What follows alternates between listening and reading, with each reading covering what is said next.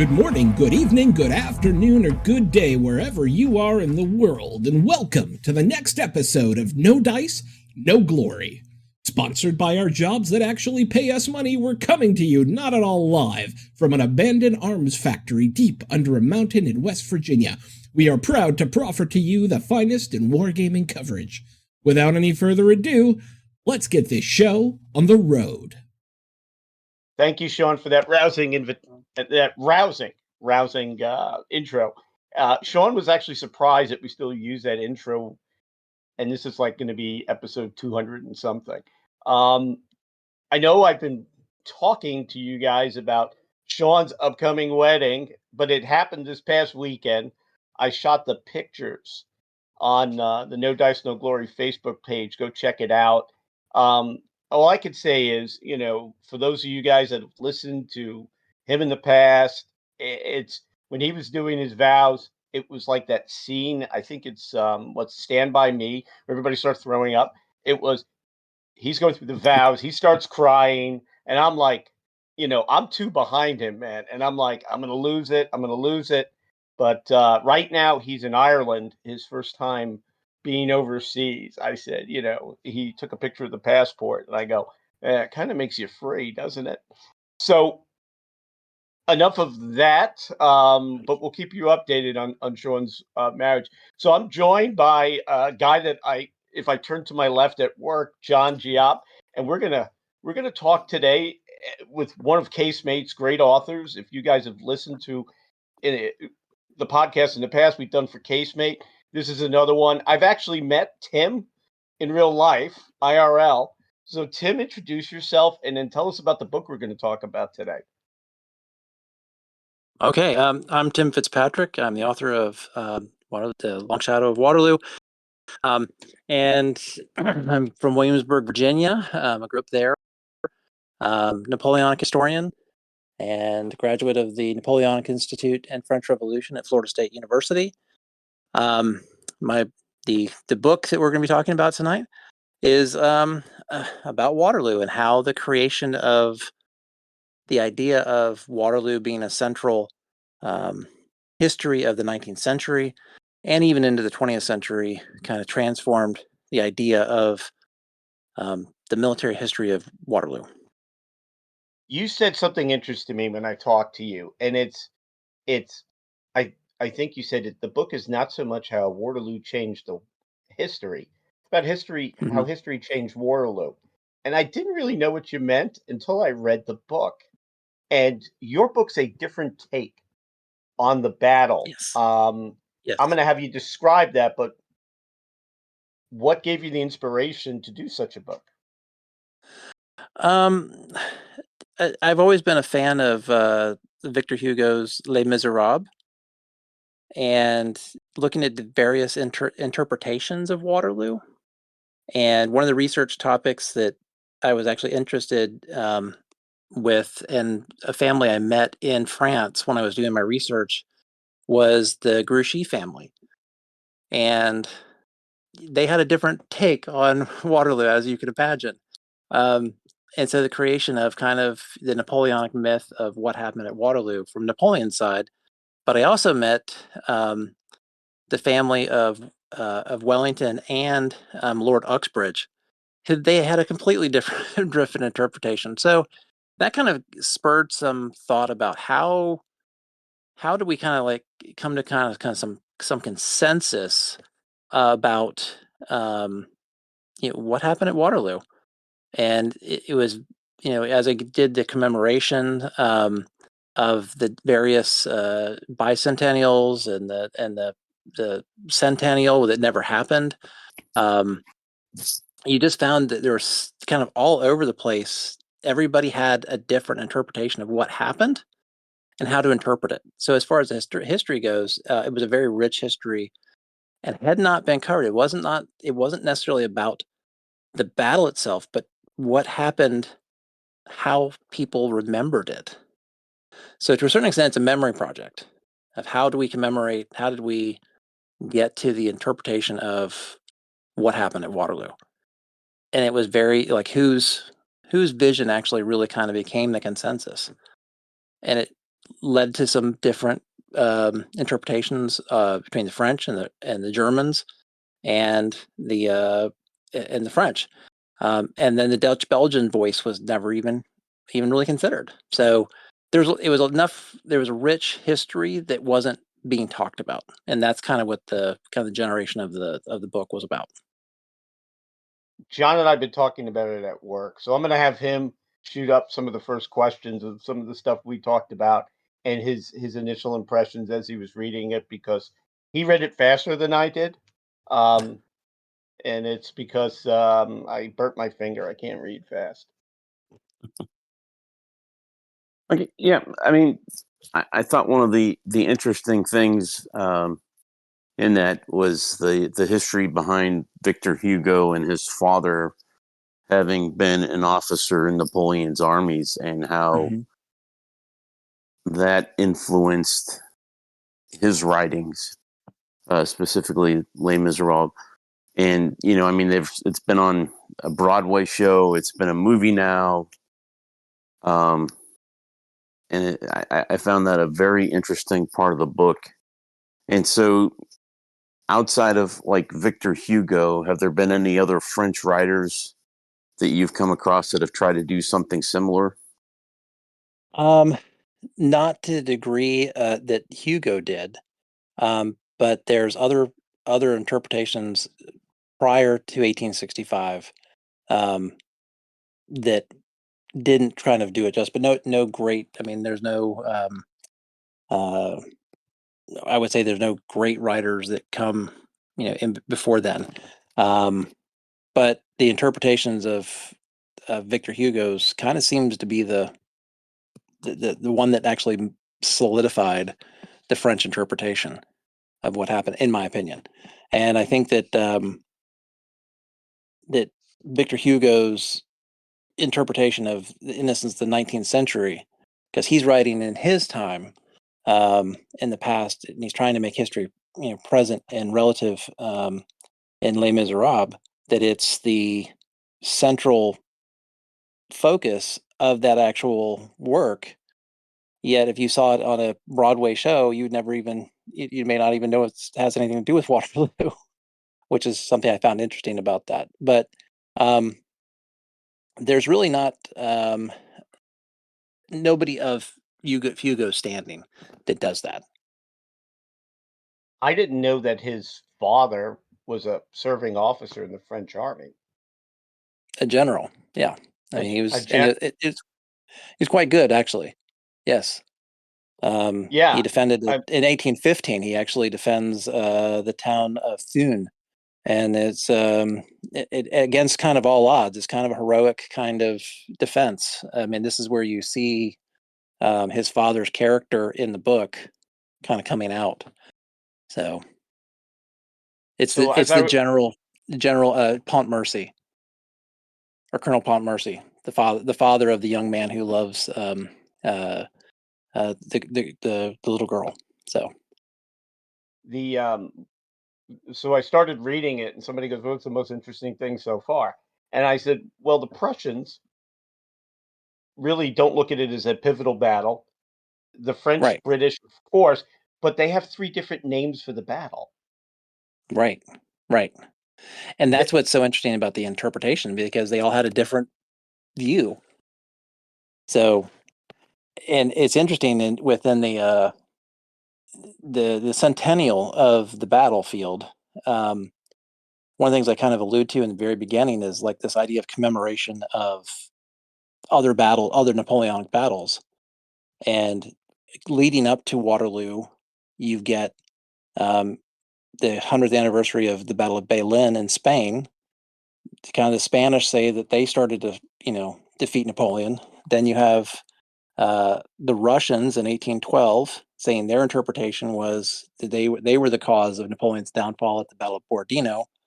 And then you have the Germans. The dominant German position in the 19th century is that Waterloo was kind of an afterthought, but the battle that really brought Napoleon down was the Battle of Leipzig in 1813. And it's so dominant that during World War I, the Waterloo battlefield was occupied by German forces during World War One, and there was actually even thoughts that there would actually be another fight actually on the battlefield, but German forces were able to capture that area south of Brussels quicker than the British and the Belgians had been able to respond to it, and it's occupied for 4 years. And in 1915, when the local Belgians tried to commemorate, they were like, "We've been working on this for years as a project to commemorate the 100th anniversary of Waterloo. Can we do this?" And the local German commander said, "No. Why would we want to celebrate a British victory?" Hmm. What's interesting is probably one of a German historian, Peter Hofstauer, his work. I mean, and it's true. It's very, very well. If you look at the Battle of Waterloo, it's not British troops who are really at the battlefield. The majority of troops are actually German, Prussians, Nassauers, Hanoverians. Most of the guys that are actually fighting on the British, quote unquote, British side are actually Germans. So it's kind Yeah. of but they're led by the British leadership, and that's why it's interpreted as a British victory. But yet, the actual people who are doing it were mainly German. Yeah, the King's German Legion. I mean, it's Mm-hmm. there's so many great books. I read the book about the German light infantry that defended was it Hougoumont or La Haye Saint. It was an Yep. Yep. amazing book. Yeah. It was really like wow. When it comes to my Napoleonic history, I am limited to the campaign in Spain and the Hundred Mm-hmm. Days. Um, Yeah. and a lot of it is because I think growing up in the United States, everybody hears of Waterloo. Some Mm-hmm. band had a song about it when I was younger. Um, Right. so you hear it, and you don't have a lot of, and I'm going to go back 20 years. There's not a lot of good English versions of other battles. Even the Mm-hmm. one I read about the Peninsula campaign is a hard read. Mm-hmm. Well, the Spanish Ulcer, I think. Right. What I mean, it's like, where's this author going? But Waterloo is so written about, and Mm-hmm. I always get asked, name two books on Waterloo. Somebody should read, and it's Bernard Cornwell's book that was Mm-hmm. historical, and then it was the one by this Italian author. That was an amazing book because if you need a map, I think when you read about the battle, Yeah. because so many little things are happening, Mm-hmm. and I just find that so interesting. As you were researching the book, what was something like, huh, did because you have some Napoleonic pedigree. What was Yes. something like, I didn't know this before? Well, I'd say probably couple, uh, couple things when was researching that that had not been talked about and had not been really kind of developed. Um, I think first thing is the silence. When one of the things that I was researching is that these guys that fought in the campaign that survived, like many other military generals in the past. I mean, look at the Civil War. They're writing a lot about what happened and their interpretation at X, Y, and Z battle. And Napoleonic generals are no different. They're doing the same thing. However, there's somebody who literally doesn't say a thing in the except for historical one record. except for one And dispatch. well, right, and that's Marshal Soult. Oh, His I was Napoleon's Wellington. Napoleon's Yeah, Napoleon's chief of staff says nothing, yeah. and he's the second longest lived marshal. He's the minister of war. He is throughout. I mean, he's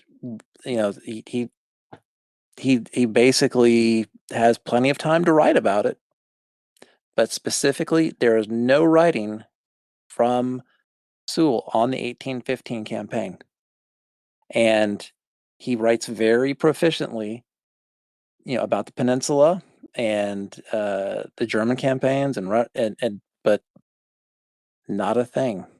So it's really, the silence to me was thunderous. So which led me to kind of dig a little bit more. And some of the questions that you asked me actually about the battle, why did Marshal Soule only send out one dispatch rider to Marshal Grouchy? Well, so it's the fact that there was more the realization that the French were not as united as it would seem in 1815. That kind of most interpretations had said, they're united, they're fully behind Napoleon, and that's really not the case. You have multiple defections right before the battle. You have General Bourmont, who literally just tells Blucher the entire game plan for the 100 days right before the eve of the operational battle plan for Napoleon, because he's been briefed. But the other thing I thought was really kind of my aha moment about the entire battle with the interpretation was actually the weather charts. And that's something that really hadn't been discussed, was we kind of hear about the rain that happened on the 17th in between the battles of Quatre Bras and Ligny. And then how that 17th was kind of the pivotal day. And there was a big rainstorm, a big thunderstorm. Well, the thing that you don't get in a lot of the interpretations is the following up on the day of the 18th, the night, the actual day of the battle. The weather conditions were, the field was dry, and you can hear a lot about the mud, interpretations about the mud, and how the battlefield was soggy and things like that. Well, that's Belgium. I mean, there's literally 3 days in it, but 3 weathers, seasons in a day kind of thing. But the field does actually dry out in the mid-afternoon, so it's perfectly fine.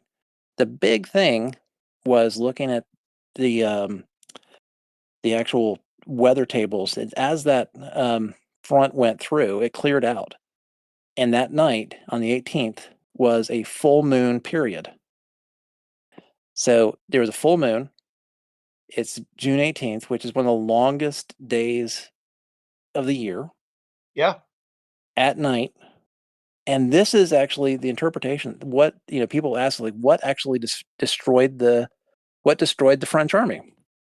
It was the night, because literally, if I'm from Florida, when it gets dark at, in that time frame, around, 9 o'clock or so, but in France and Belgium, that could be like 10 o'clock, 11 o'clock at night.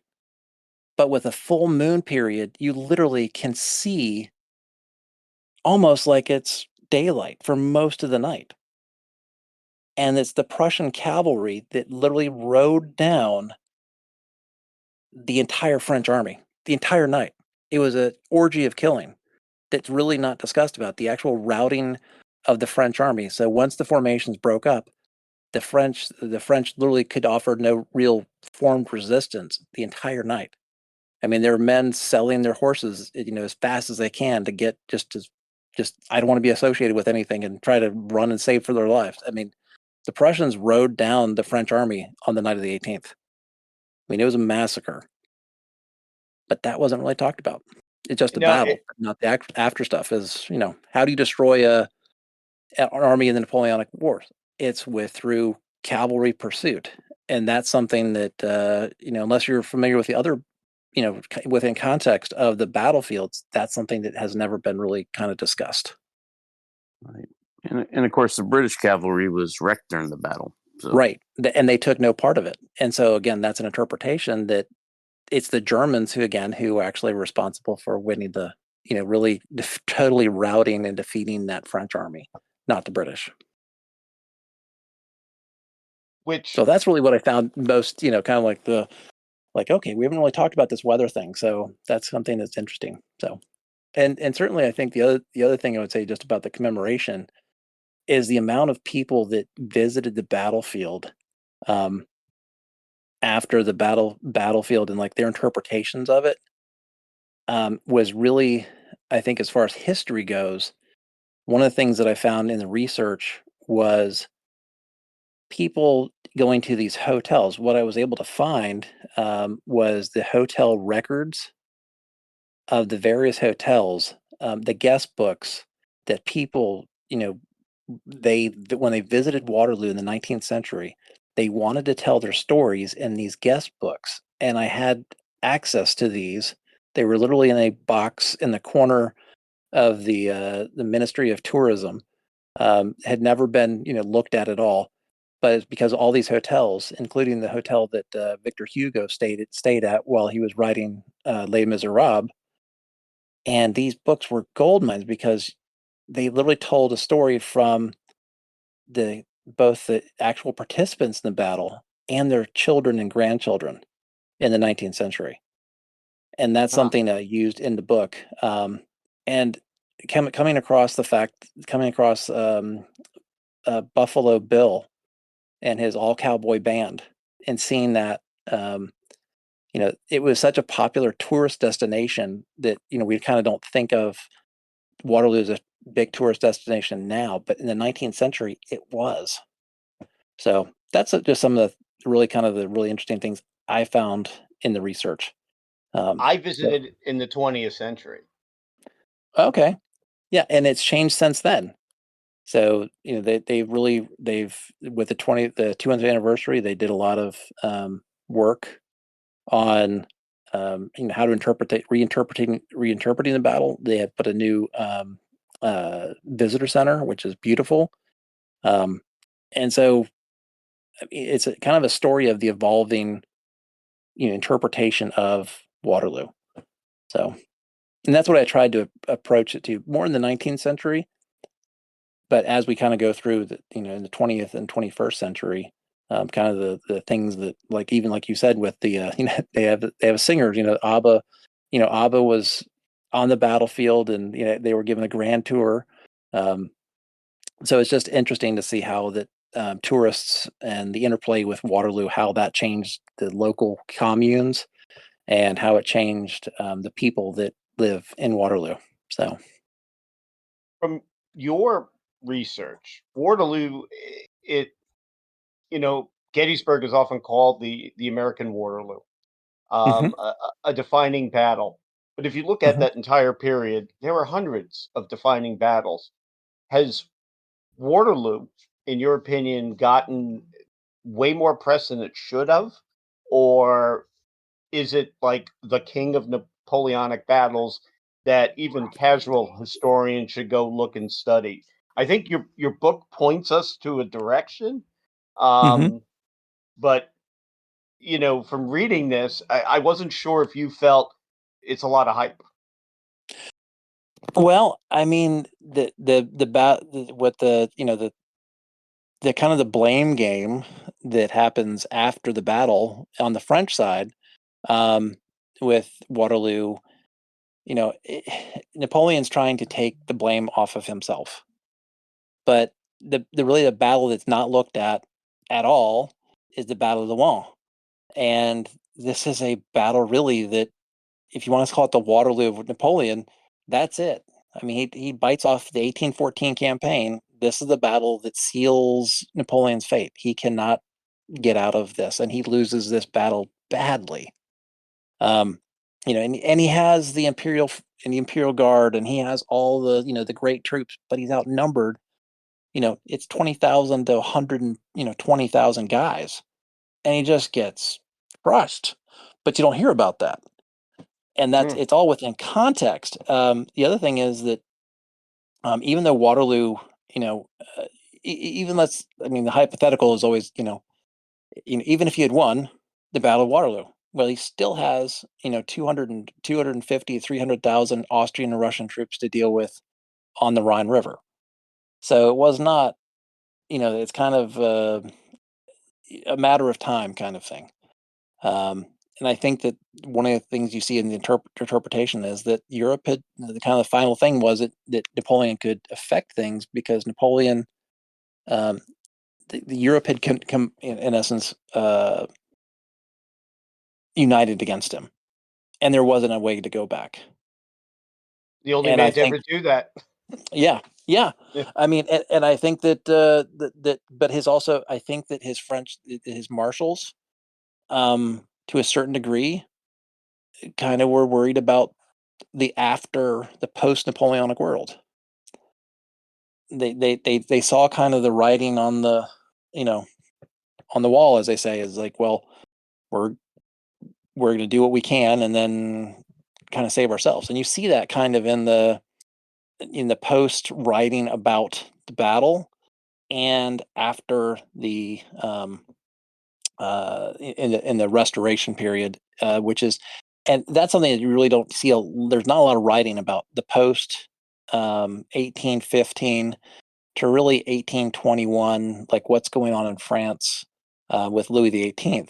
You just don't see that. But all of those, his marshals are still in the army, with the exception of Ney, obviously. But the guys that are going to get proscribed, they try to cut a deal as best they can to get back to France, including Grouchy, including Soult, etc. So, Your book covers that, and I thought that was interesting too. well, yeah, I mean, I think that you kind of, it's the now what? Okay, we lost a big one. Now what are we going to do? And you see that with Grouchy trying to explain himself. It's when I think those, when I explain my book about, the part with Marshal Grouchy is like literally the word grouchy is someone who complains quite a bit. And you see it in the writings because he gets blamed by Napoleon, and Napoleon sets that entire, like, you should have marched to the sound of the guns interpretation that you see over and over again. But I'm kind of with Grouchy on this. He did what he was told to do, and it wasn't slavish, kind of, I'm going to go where I'm going to go. It's, I'm following a battle plan, and if you look at within context of other Napoleonic campaigns, he made the correct decision to do. He went to Wavre, fought the battle, and the other thing is when people kind of dismiss and poo-poo the entire march to the sound of the Grouchy didn't march to the sound of guns, they also fail to realize he was already engaged. General Van Damme's corps had already actually engaged the Prussians. And one of the things that, that the detractors of Grouchy kept on saying, and Napoleon would keep on, throwing the blame on Grouchy that he didn't come to his aid. Well, he was never supposed to come to his aid because that was not, that's kind of a fiction that you really get by Napoleon about Grouchy. And he defended himself to his dying day. And his son picked it up in the Second Empire. But the problem is, I mean, really what we're getting at is the myth of Napoleon. It was so dominant that the lie was more important than the truth. Your And book that's, is crystal clear on that. yep. And it's interesting that, talk about having someone that doesn't go to the sound of the guns, but he did, like, several days or several times between with d'Orléans Corps, between Quatre Bras and René, as he marched. He had to march back and forth, and I think his force probably would have changed either battle. To be a decisive victory. Yep. Versus what had happened. Agreed. And again, I'll go back to Marshal Soult. I mean, Soult was not a bad a bad chief of staff. He was intentionally not good. Does that make?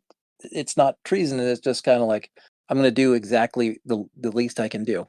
Because if you look early in the campaign, he literally forgets to move a couple corps that could have been there. I mean, so I've read other works that said that Soult would have been, it was his first time as a chief of staff for an army. Oh, no. So he's been a tactical operational commander, and that really the guy Napoleon should have chosen was Suchet, who actually was commanding the Army of the Alps at the time. Right. I would say the first thing I would say is that having seen, I say Suchet, I mean, probably I would say okay. That would have been good. I mean, there's been other people said, Davout, but I think Davout was properly placed in Paris, and I think really that Napoleon brought the best guys that he could. Certainly, still, I mean, really kind of the mystery before Waterloo, probably one of the greatest, mysteries, like how did Marshal Berthier die? I mean, Berthier was the chief of staff that really drove the Napoleonic era, and Soult was no Berthier. But kind of the thing is that he did have bad handwriting, which was not helpful. And so, but I kind of feel he's also been Minister of War. So, being chief of staff for Napoleon, he knew how to be around he knew the paperwork, is what I'm saying. Because he had been Minister of War under Louis XVIII and had enough experience in the military to understand, the tactical, but also the paperwork behind it. But again, I think that there's that there's so many things that he omits, and the fact that he purposely doesn't say anything, it's kind of it's a I'll just simply say the silence was thunderous with him. Yeah. So yeah, obviously, because he would have had a great story to tell. right, Especially and he back, chose not to, So very un-French of him. yeah. From being a chief of staff or a general officer, I could Mhm. tell you you are the mouthpiece, the command and control. Mhm. It is such a key job, and you look at successful staffs back then. Mhm. I couldn't tell you who Wellington's chief of staff was to this day. Well, and it was totally different system, Yeah. and not nearly as I mean, the imperial headquarters that accompanied Napoleon there was enough staff. People were literally waiting around for orders, and there were enough dispatch riders that they could have sent out. The entire idea is, there's no instantaneous communication, so you have to have, Mhm. at least 10 to 15 riders going out in a direction to search on different roads with the same message. But the fact he only sends one to Grouchy, and if that's like the entire thing of come and help us, and the fact that it's more of a miracle that the guy actually found Grouchy. Oh, and that's something also that you don't you kind of go, how did this guy find this guy? Because there were Prussian patrols in between the two lines. The Prussians were closer to Napoleon than Napoleon was to Grouchy. So Yeah. So, pretty good staff officer to find him. well, look, you could just get lucky too. So, That's one true. of the chapters that really got me thinking was the military theorists that you bring up. A lot of them Mhm. have a personal connection to the wars during Napoleon's period. Mhm. But one of the things I started to realize, because I don't know if you know this, you probably do. Guys Mhm. like John and I had to read that stuff Right. in war college. But when Absolutely. you Yeah. look when you look at the entire start of military theory, Mhm. where you have the Clausewitz, the Jomini, you have all these folks. Mhm. It almost is Napoleon, and the study of his battles is almost the father of modern military theory. Right. Much of it Yeah. we still have today. I would say I always knew that in the back of my head, Mhm. but I never realized the personal connection. It just never dawned on me until I read chapter 4. Well, one of it's always quite uncomfortable that I tell that when I have this kind of debates with about Grouchy that he's a terrible commander. I said, well, he did beat Clausewitz, because Clausewitz is actually in charge of when General Thielmann is wounded at Wavre. Mhm. I mean, Yeah, Clausewitz is the chief of staff, and he takes over the Prussian corps defending, and he beats him. I mean, Grouchy beats. I mean, it's actually a tactical victory, and I think it's more that the Prussians were more surprised because they knew about Waterloo before Grouchy did, and they were surprised Grouchy was still there. And that's something that's Clausewitz was very. I mean, had he not died because of the cholera epidemic in 1830, I think we would have heard more about this particular campaign.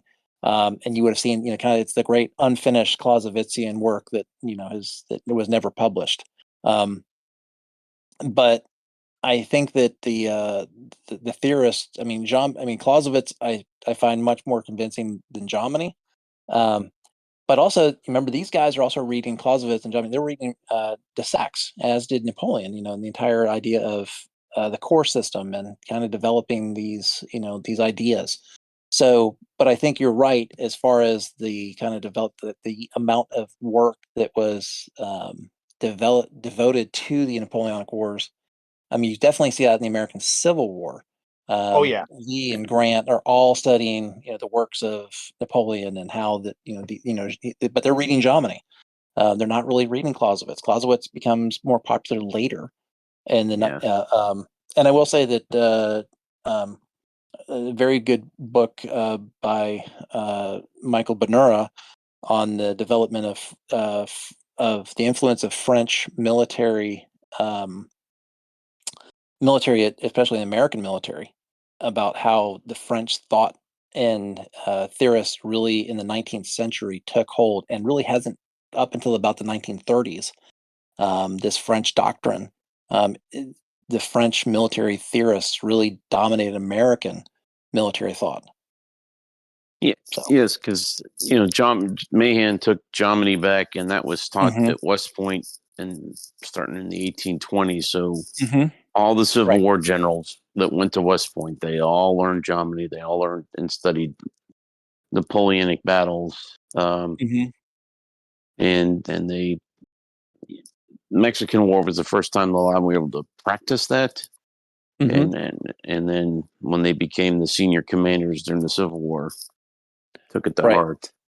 Well, and you see that. I mean, especially when you bring up the Mexican-American War, it's the American development of artillery is.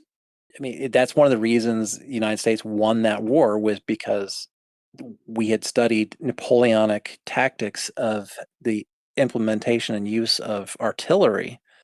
And so we developed these flying batteries, and that's really what saves, the United States military in that camp. And many times in the Mexican-American War, through the use of mobile, fast, light artillery, and well placed. That is very Napoleonic.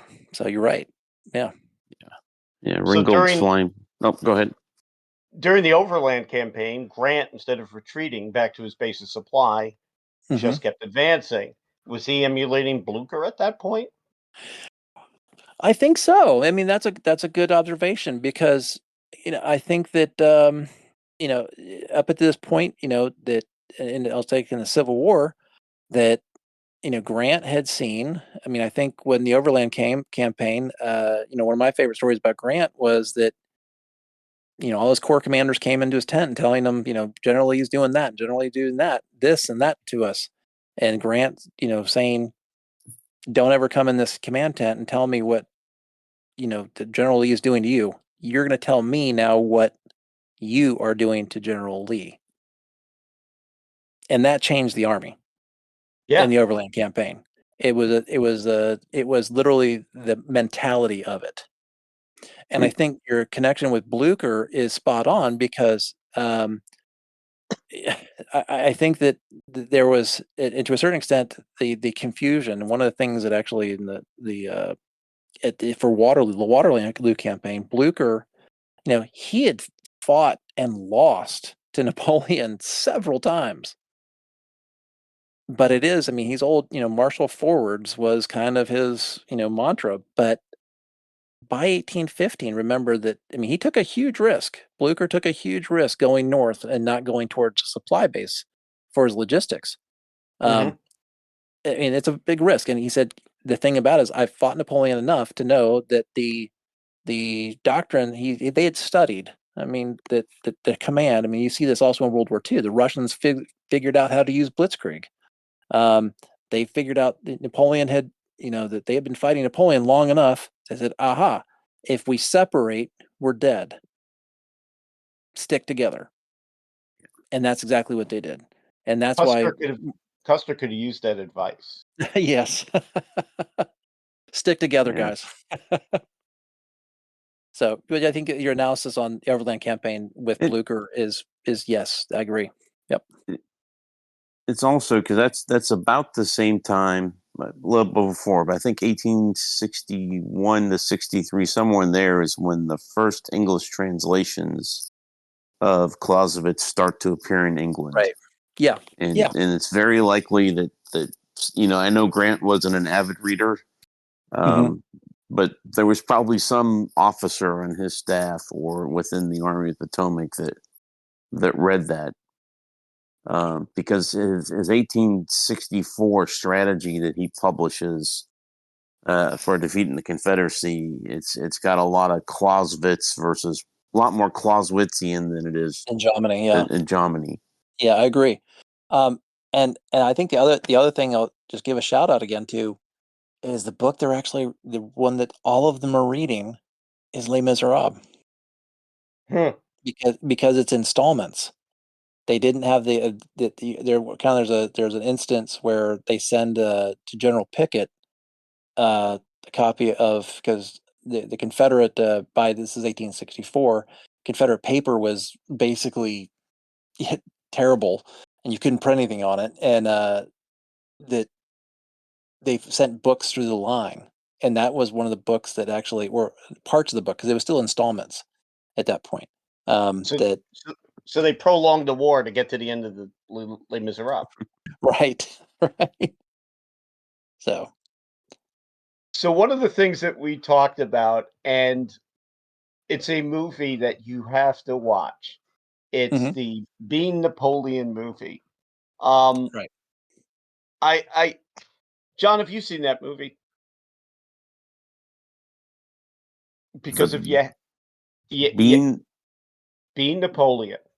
It was on Netflix. It is. It's about the 200th anniversary reenactment, and it's how do you make a movie about reenactors where it just doesn't become kind of silly, but it's such a good movie. My wife got into it. Well, I want to know who portrayed him at the end, and I'm like, you're gonna have to watch it on your own. I finished it without you. Such a good movie. Those guys that take Napoleon's route on foot for the I love those guys the most. They're really the old guard there, those guys. Those guys are, they're authentic, yes. They're awesome. And you said you knew one of the guys that was in that movie. Oh yes. Yeah. Tie some of that in, because you don't go very much into it in the book. You do mention it, but it's almost like you got to watch that movie. Yeah, no, I mean, that was so Mark Schneider, who in the reenacting community, he is kind of considered Napoleon. I mean, he was Napoleon at Austerlitz in 2005.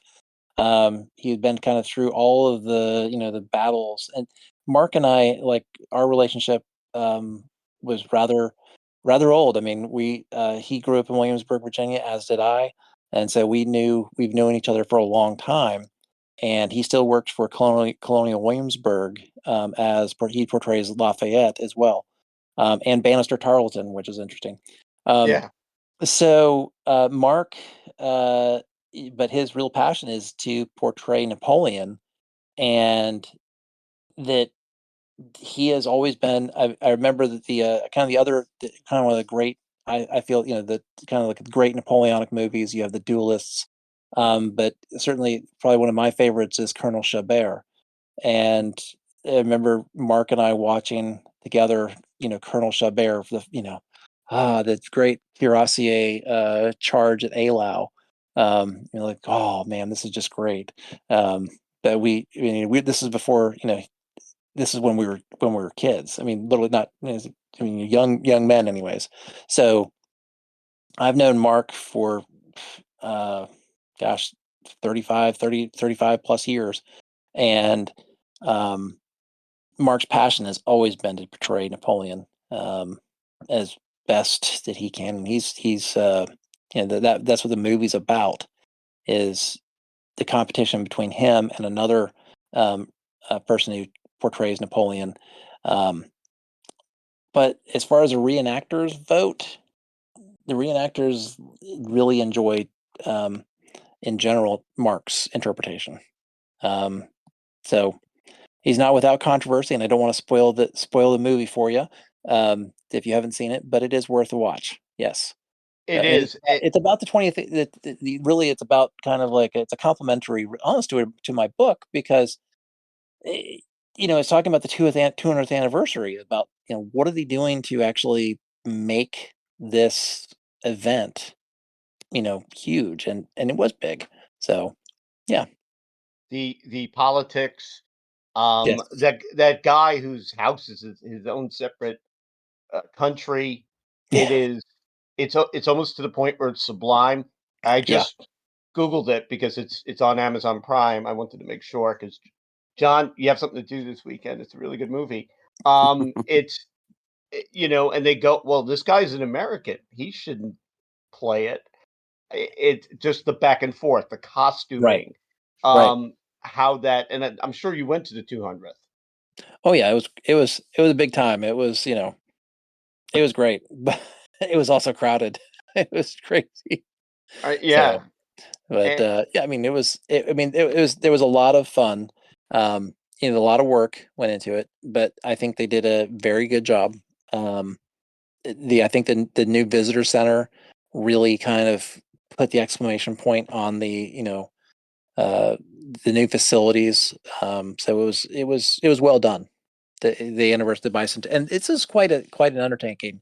And I will say something. It's literally different than like a Gettysburg, because in Belgium, the battlefield itself, and this is something I try to bring out a little bit in the work, is that to get agreement on something at Waterloo involves about 7 to 8 different political organizations, communes. The land is not, it's not like a military park. It's all individually owned. One of the things that the owners of La Haye Saint, that is still a private, um, that people want to go to, but that's a private farm that still works. And the laws that protect that area, you can't develop it. And they still farm those fields at yeah, Waterloo. It's a working battlefield, I guess you could say. It's not preserved. It is a working land use. They're growing things that people, are eating today. So, I took some British Army officers when I was doing a war game at Carlisle, and we went mhm. to Gettysburg, and they thought the amount of monuments was gaudy, Yeah. because Yeah, yeah. from going to European battlefields, you want to see that much stone, you have to go to a you know Quarry. yeah, or a cemetery. Right. Right. Like, they even feel, because they asked me if I ever gone, because I'm a big Great War history nerd. Mhm. Have you gone to some of the sites? They feel, even like, where they do last post, they feel that's a little over the top. But when Mhm. they went to Gettysburg, and it's like, oh my God. I'm Mhm. like, yeah, it's a little overdone, but it's part of how this nation thought they were going to heal. And Right. they said, "Have you been to Waterloo as well?" I go, "Yeah, I was." I tell you what, when I went, um, if you're driving too fast, you'll miss it, Right. and it's just not that well done. But that's a battle, all of them, and they all take Wellington as the Mhm. savior of Europe at that time, and you'll Mhm. never get them to change that opinion. They said that that's just about right. Mhm. It's just different and I always tell people, if you're going to be near it, it's not far from Brussels. No. And if you're at NATO headquarters, you got to go.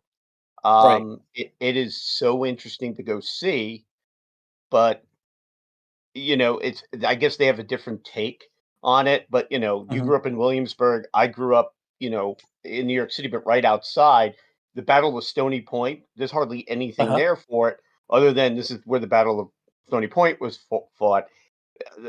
We kind of overdo our own Civil War, but then Mhm. again, Americans, they don't know very much about history, so It's I the guess war it's that okay. we know. It's the And war for that the we know.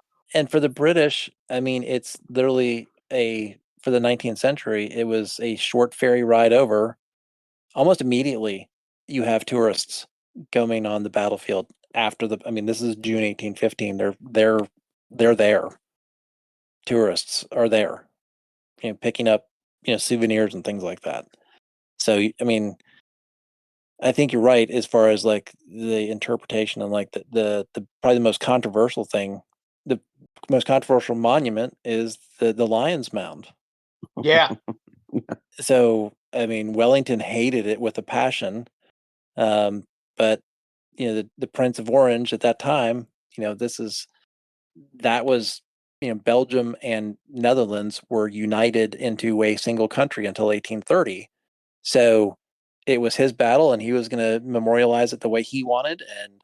And when Belgian independence came, they actually talked about destroying the thing, but Hmm. they don't. But it's also at the same time, you look at there's some great photos of Eisenhower and Montgomery in World War II on top of that, on top of the monument. You know, in 1944, which is really quite interesting to see how like, wow, even they're in the middle of World War II, and they're taking time out to be tourists because they're there.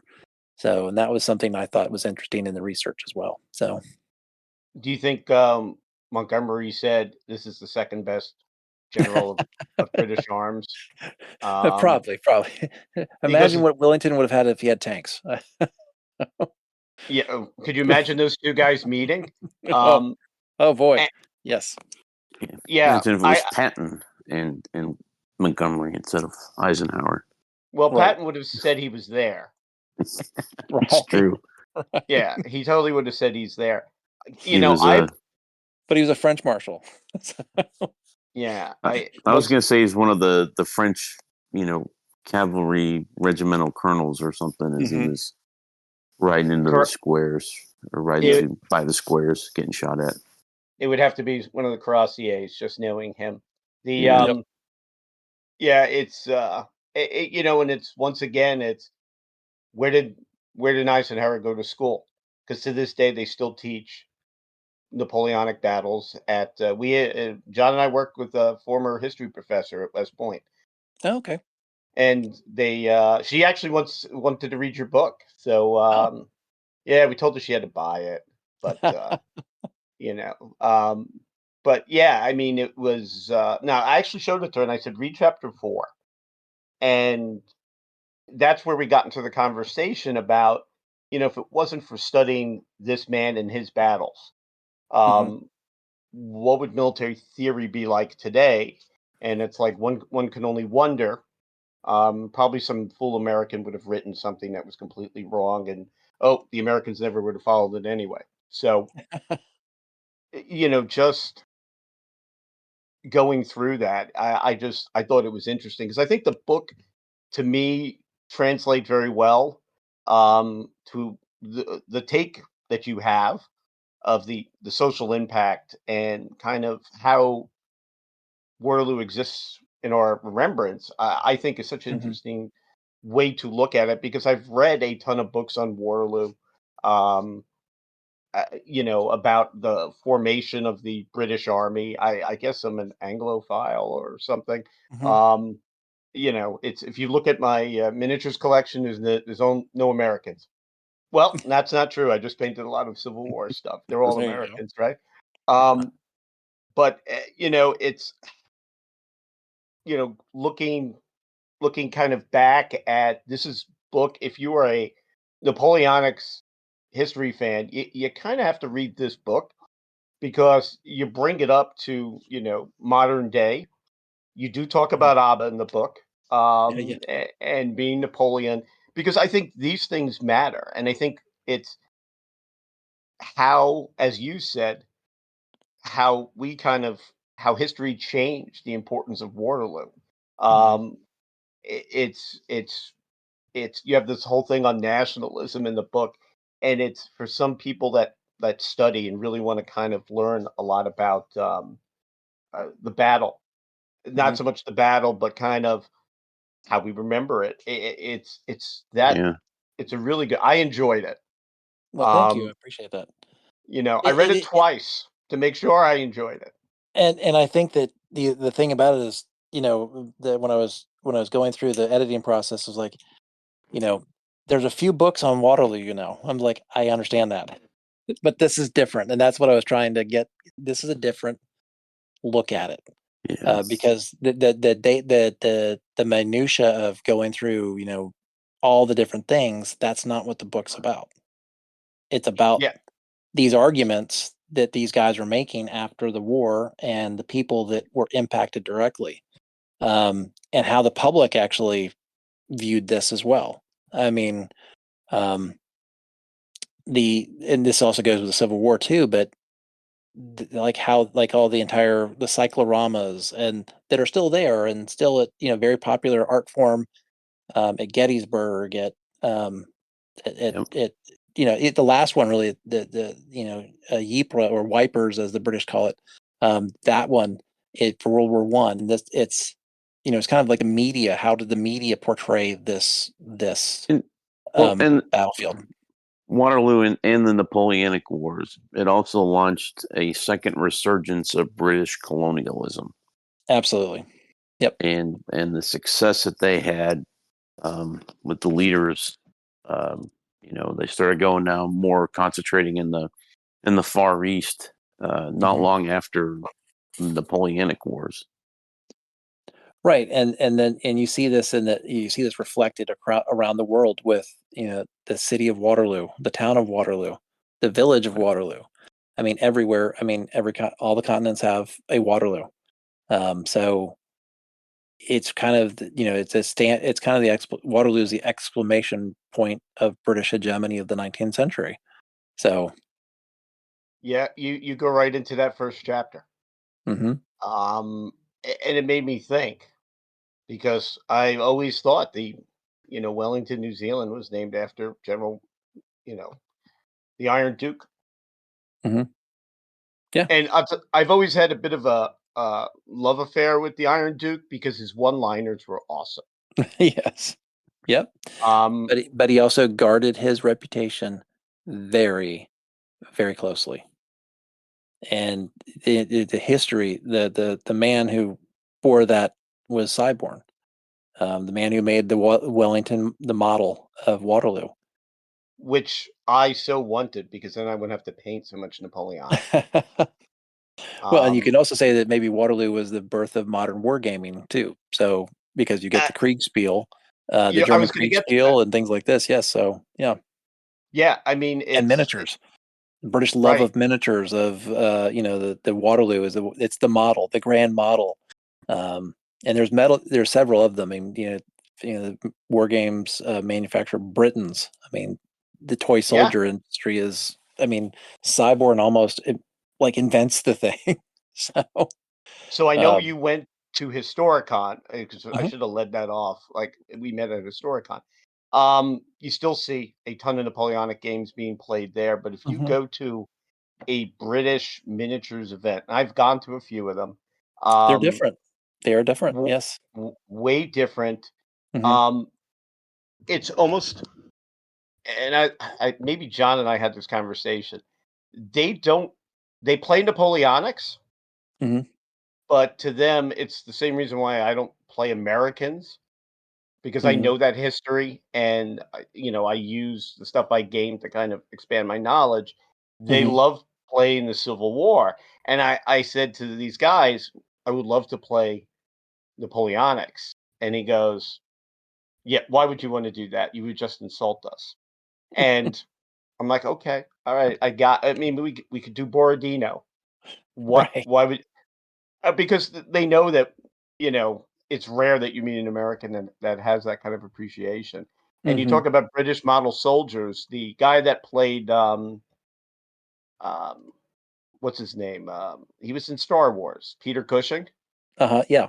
Right. You Big know war gamer. Absolutely. he Yeah. Huge. had he had all of the troops at Napoleon, not one-to-one scale, but pretty close to it in his collection. Yes. Yeah. Yeah. And it is just it's something that it just holds a very special place for them. And your Hmm. book is kind of an iconoclastic shot at it because it's well, let's be honest, Germans won the battle, which Right. I think a lot of students know that. I mean, it's because you even bring up in the book, like, at what point did Napoleon think his goose was cooked? Hmm. And it's definitely not as the British countercharged him. Right. It I mean, is Blucher shows up. yep. Yeah, the And Bulov's car going into the Plansenoi. yep. And I think that, and the thing is that, one of the things about the myth of Grouchy is built at the battlefield, because one thing kind of that kind of is glossed over in the, with Napoleon's St. Helena, is borne out well enough about the, Napoleon instructed the Imperial Guard that the troops that were flanking the Imperial Guard were not the Prussians, but they were Marshal Grouchy's troops arriving in the battlefield. And I always felt terrible for these guys, because they went out. And it wasn't the old guard; it was the middle guard that actually kind of gets thrown out. But um, Napoleon intentionally lied to them on the Hmm. battlefield, in which you kind of go, oh. But he did roll the dice. He tried to win the battle. He tried one last time. He was hoping, this is a desperate throw of the dice, and he lost. So, So let's ask a controversial question. Napoleon, overrated? no, he had he gambled. He had to gamble. I mean, I'd say that he had to have a victory. Um, for political reasons within France in 1815. Um, I think that's why pushed he pushed too hard in 15. That's my opinion. Um, but he did. I mean, he absolutely outmaneuvered Wellington and Blucher in the opening moves of the campaign when he was tired, and I'll say that. Napoleon had a great. We think of, like, we have satellites and we have drones to get that that bird's eye view of um, the battlefield. Napoleon had that in his mind. He was able to look at a map and able kind of, especially think about, he was able to interpret in topography. You see that at the Battle of Austerlitz, and he was like, okay, I'm going to lure these guys off of the Pratzen Heights, and then hide my troops under Santon Hill, and then hit them right as they come out. So you see that while Waterloo is not his best actual tactical battlefield, Napoleon's genius at Austerlitz is clearly demonstrated. That he knew how to plan a battle, execute a plan, and win a major victory, which Austerlitz was. Um, you find it kind of older, after 1809, you see him more just kind of trying to bludgeon his enemies instead of doing anything really with finesse, like you see in his earlier campaigns in Italy, which are classically, they're fantastic campaigns that still deserve attention. So, not over, not I wouldn't say he's overhyped. I'd say that it's that the learning curve of Napoleon's enemies, they figured it out. Well, that and that the quality of troops that he had Went down, right? it went way down. Yep. Agreed. And so the they didn't have a whole lot of training. That's why they went into columns more than into line when they attacked was because it was easier to lead them. Right. And you do and- it. You work with what you have, not what you want. Right. Yeah. Could And have so- Napoleon, with the army he had, say in 1809, would that have been able to win at Waterloo? Who knows? With the right. leadership and the quality of troops. I would also say that the Waterloo Army, though, I mean, it's kind of one of the things that people talk about how fragile it is, but it was also one of the best armies he actually had because it was almost completely French. I mean, Right. all the other campaigns, I mean, it's not until, we're going to have to look at Italy where they're all French in 1796. But even 1805, I mean, maybe 1805 was primarily French, but 1809, 12, 13, these are, kind of composite armies. But 1815, and a lot of the POWs had come back into that army.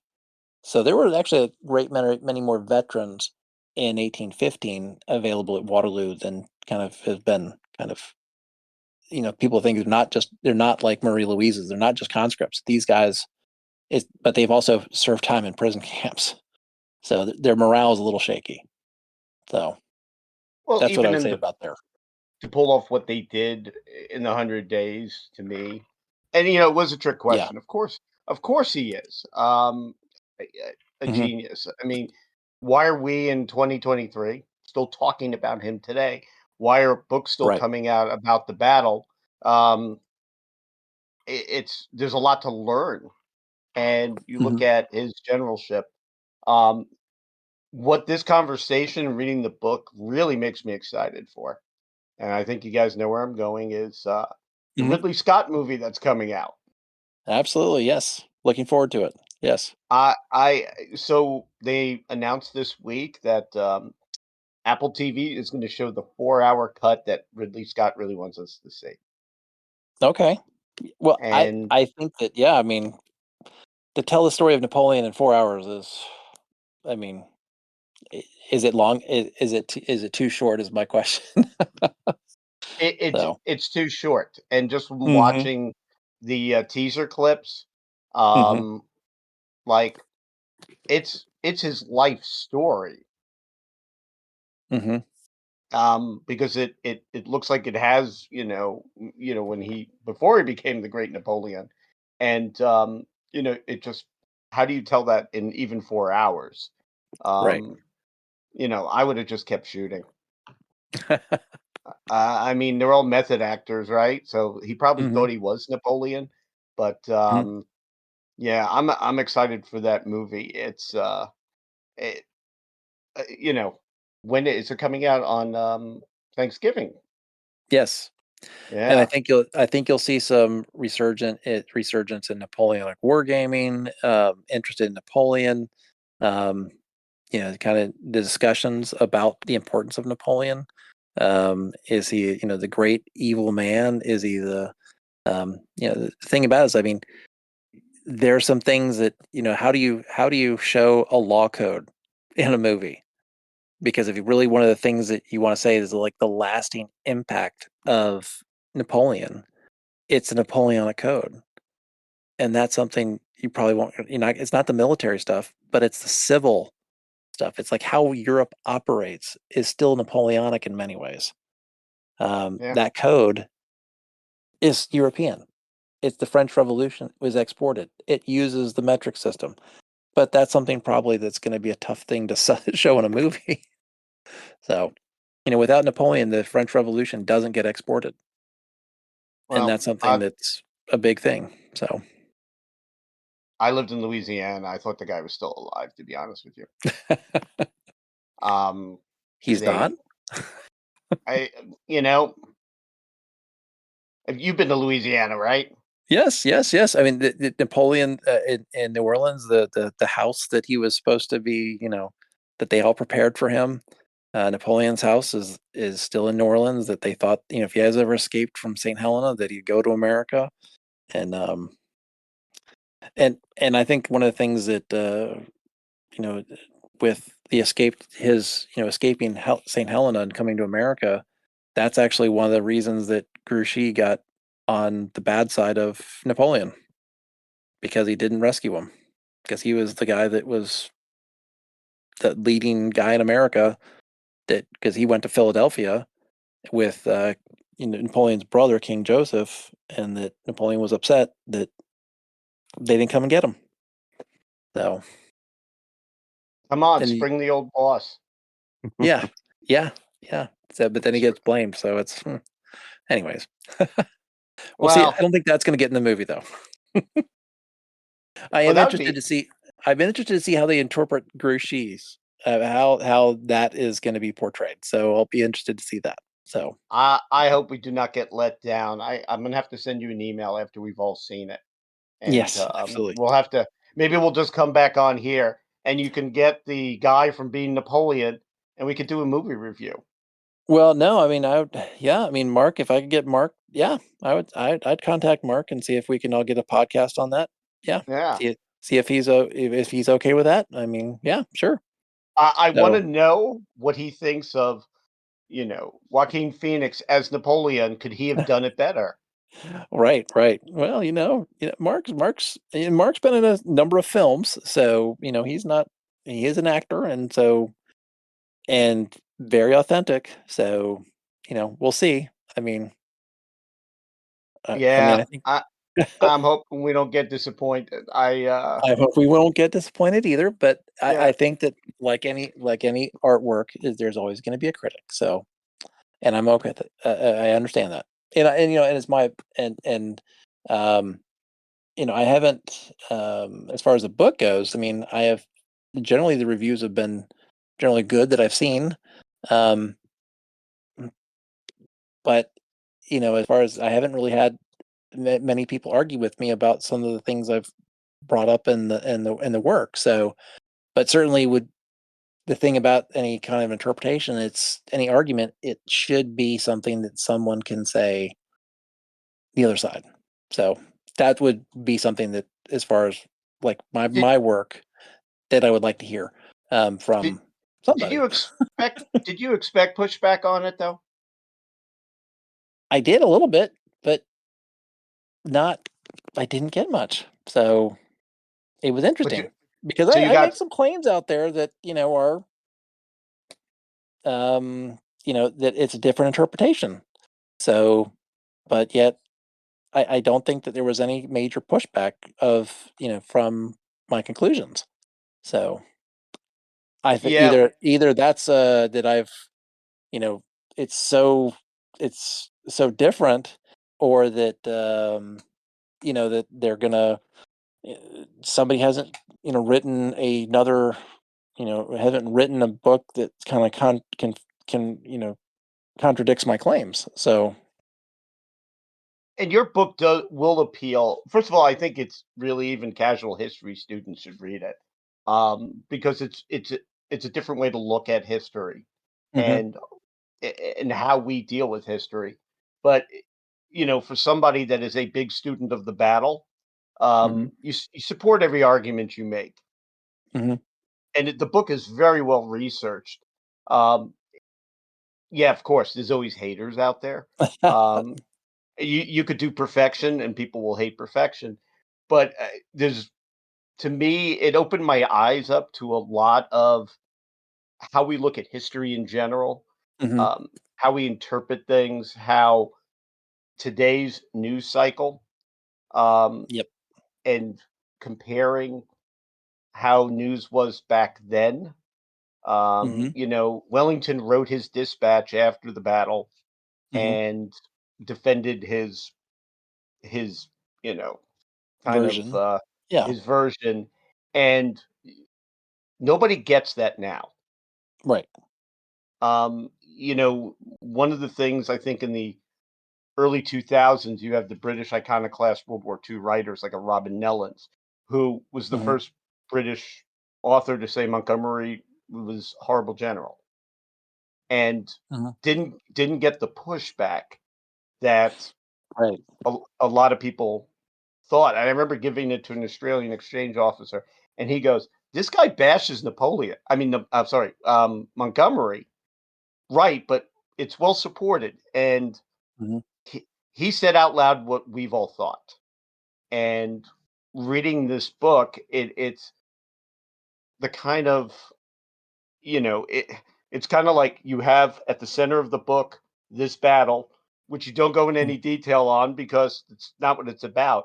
And then Mhm. around it, you have all of these like axes of advance where this is what military theorists said. This is, Abba is in the book, and it Mhm. kind of weaves itself into, got me thinking, what does that battle really kind of signify now?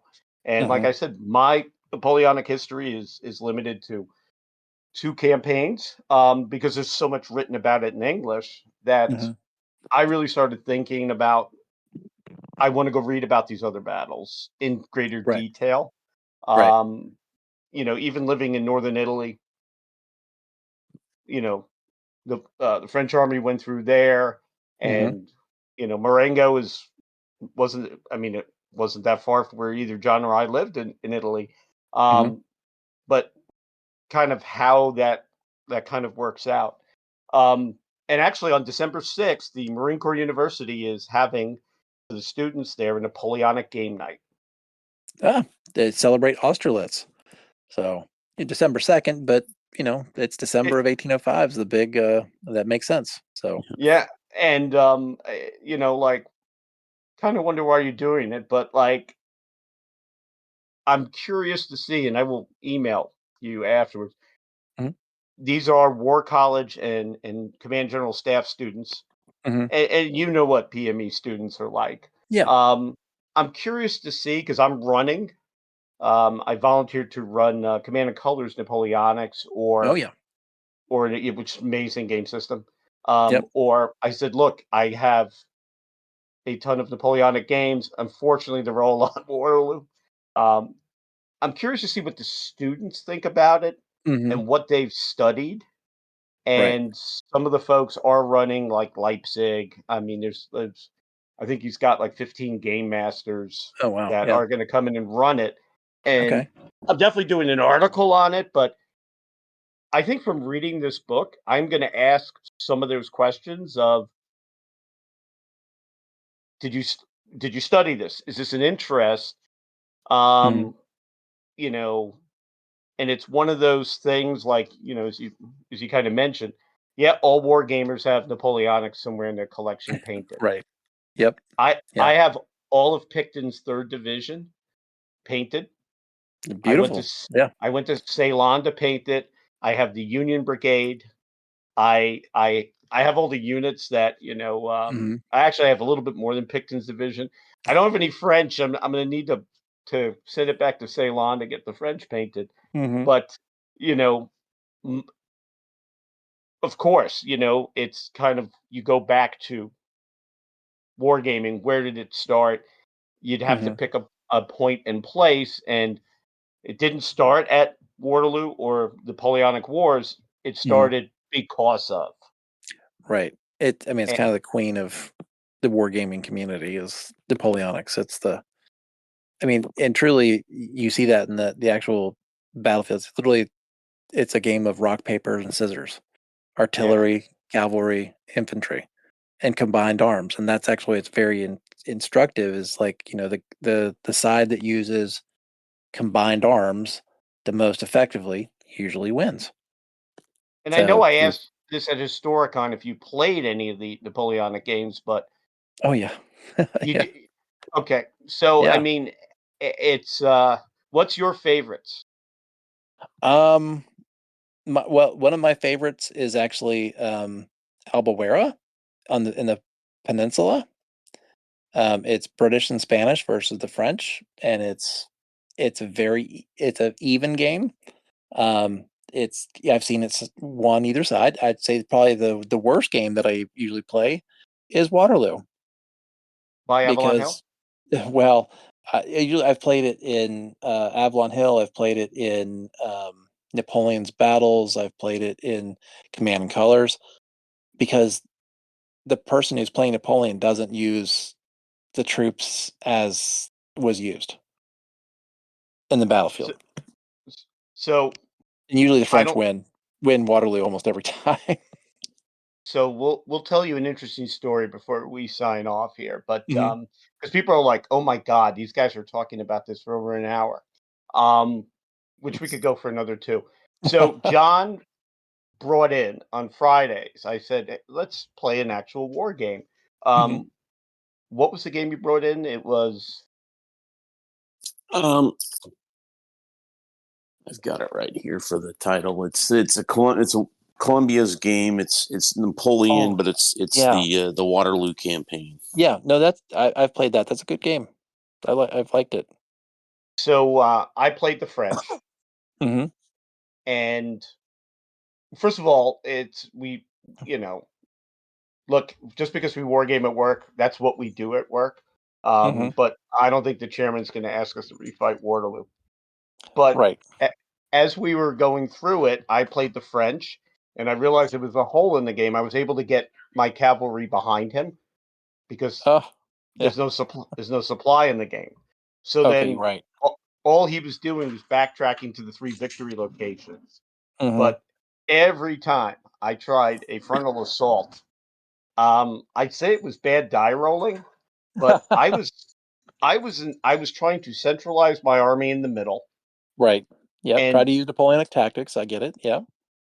trying to get him into a fixed fight where I could whittle down one of his 2 forces enough Mhm.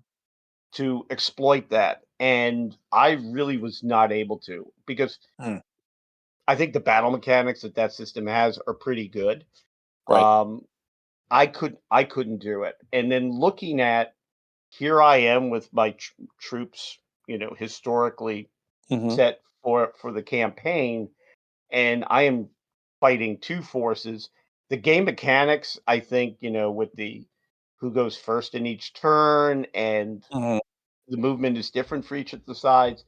I Mhm. needed to be aggressive and mobile, and Right. that works when I win my set piece battles. Right. And I couldn't do that because I was Mm. worried about flanking. It Mm. was John. What do you think playing me? I'm Yeah, bad at games. yeah, very similar to when I played. I played one of my sons in it, and I played the French, and he was the British and the Prussians.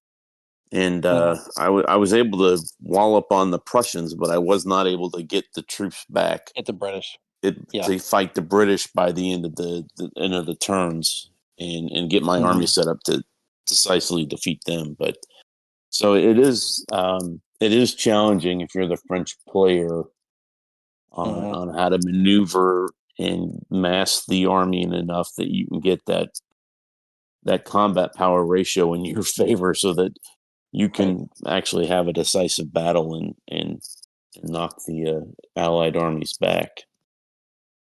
My takeaway is I had very few choices, and they all were bad.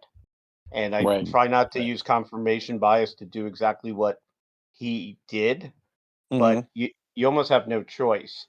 And John, being a student of history, I think was able to get his forces supporting each other. So do I attack the Prussians, that Right. big Mhm. ass stack of Prussians, or the British? And the British had some really good units. They know how to defend, and I couldn't win any of my probes.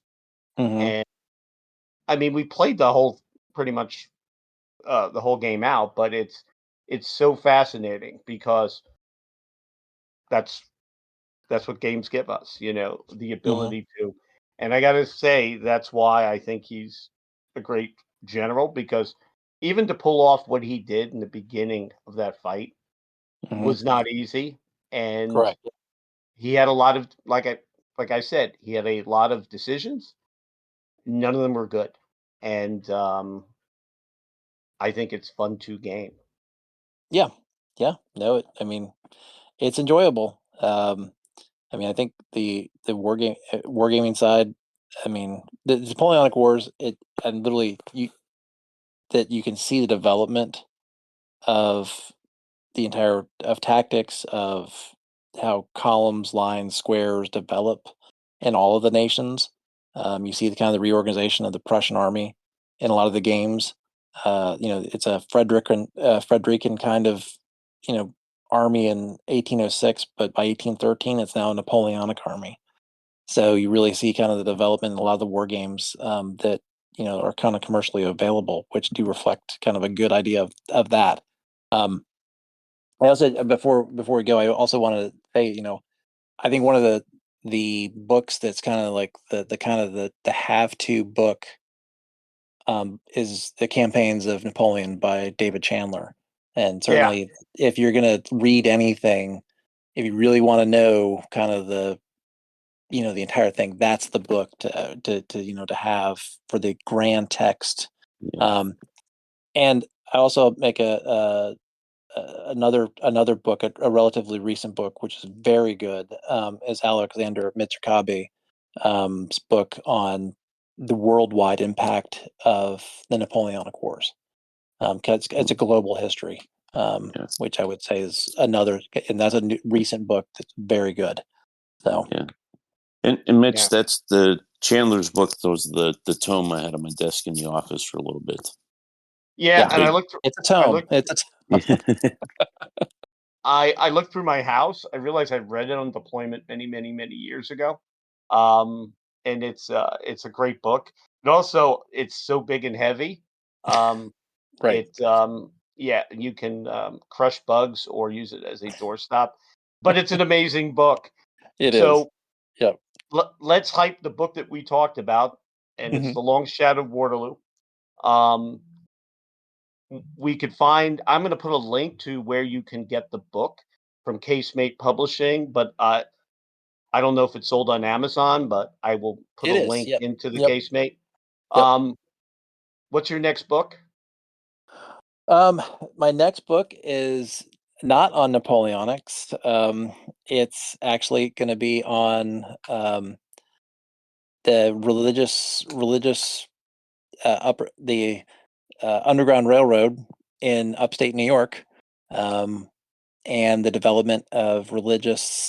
Um, it's a more religious book, which is totally out of my wheelhouse, but I've been enjoying finding this research, and so it's kind of using some of the things that I've done from the Napoleonic book and applying it to America.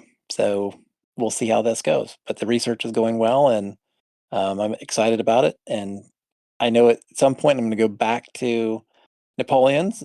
So I haven't figured out quite yet what my next Napoleonic book is, but my next book will be on the religious, like the before the American Civil War. So, and the Quakers of upstate New York. So, I lived in Central. I went to college in Central New York, and believe it or not, I became a Quaker. oh, okay. Yeah, yeah. When So, it's that whole University of Pennsylvania thing. yep. You know, it's actually a joke. We had to run a game for military chaplains, and they wanted me to start with a joke.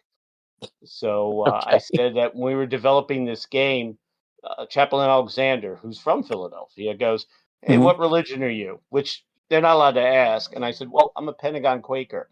I go to a lot of meetings, but I don't really get much done for the war effort." And I'll tell you what, the Army colonel that was the Amant was fell out of his seat. But I find that interesting. Because if you look at the abolitionist movement, the Hmm. Quakers, I've subscribed to Atlantic magazine since 1987, Hmm.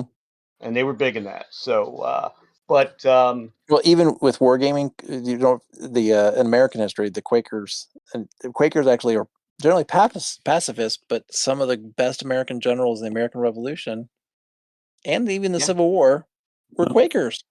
we're Nathaniel Green, right? Yes, Wasn't the he? Battle of Yeah, Guilford Courthouse. Yeah, I yeah, mean the reason they fight at Guilford Courthouse in is because the Quaker community's there. So yeah, yeah, yeah. Uh, so I got to watch the movie Napoleon. yep. I got to go to a meeting which Quakers will get, and and what folks listening have to do. Long Shadow of Gettysburg, Gettysburg. Sorry. Long Shadow of Waterloo by Timothy Fitzpatrick. I enjoyed the book. I do try to read a book twice before we have the author on. But I wanted to read it again because I'm like, and I'm not trying to insult you. I go, was that book that insightful that I'm still thinking about it, or did I get it wrong? So I reread it, and I realized no, because it's a book that, first of all, this is a lot of stuff I learned from it, but it kind of made me think about what your premise of the book is, how we look at Waterloo, and I really enjoyed it. John did too, but I'm gonna let him say that. Thank you. I enjoyed the book. I learned some things. Like I said, especially the whole piece that, because I had actually been to a Broadway show on Les Miserables, and not even, of course I was in high school, so of course I didn't make the connection. But learning about Victor Hugo and his father's connection with Napoleon, and how much that whole story was kind of how much influence the Battle of Waterloo had on his story. It was pretty impactful, and just thinking about it, that here we are a couple hundred years later, we're still thinking about how Waterloo has impacted the world, and as an Americans, I think the closest battle we can probably equate it to is, as we mentioned, was probably Gettysburg. But even Gettysburg for Americans has not had the same impact, I think, that Waterloo has had on the Europeans. Agreed. Yeah. Yep. Yeah. I really liked it. So I'm gonna, for all those that are listening, thank you. First of all, we try to keep it to an hour, unless the person that we're interviewing is interesting, which we don't. Thank you. They're always interesting, but I really like this book. Go below and check for the link and pick it up. And if you like it, definitely send Tim a message. If you hate it, send it to us. Because the author should never troll people about his own books, but I'm free chicken, man. I'll do it, no problem. But sir, thank you for Thank coming you so by. much. Yeah, thank you. Yes, thank you all for having me very much. So And really then- appreciated it. No, this was great. And what I usually tell people, what do you guys talk about after the recording? And I'm like, we usually talk about you. So I am going to hit stop. But once again, thank you so much. Thank you, And Ken. I'm going to turn it back to the newly betrothed Sean in the. Thanks so much for joining the show tonight. Remember to follow us on Twitter at No Dice, No Glory, and keep the conversation going on NoDiceNoGlory.com, now featuring our own message boards. Have a great night, everybody.